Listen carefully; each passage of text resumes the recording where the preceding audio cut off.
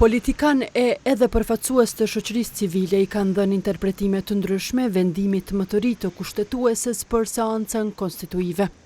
Deputeti i LDK-s Arben Gashi ka theksuar se nëse kuvendi nuk konstituohet brenda afatit prej 12 ditësh, ai shpërndahet dhe qytetarët vendosin përsëri në zgjedhje brenda 45 ditëve.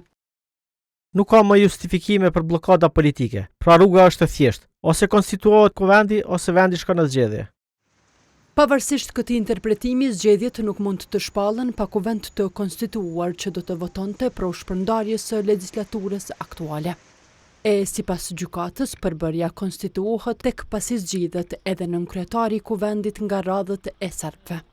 Publicisti Veton Suroi ka thënë se shumica e ka për obligim që të zgjedhë njërin prej deputetëve të komunitetit serb për nënkryetar të kuvendit.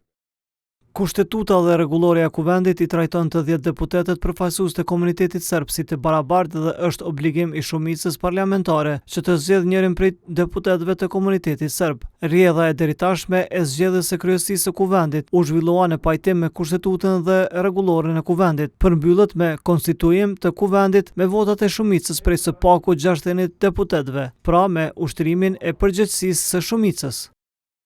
Drejtori i Institutit Demokratik të Kosovës Ismet Kryeziu ka theksuar se për mos konstituimin e kuvendit vetëvendosjes i kanë ndihmuar edhe partitë shqiptare në opozitë.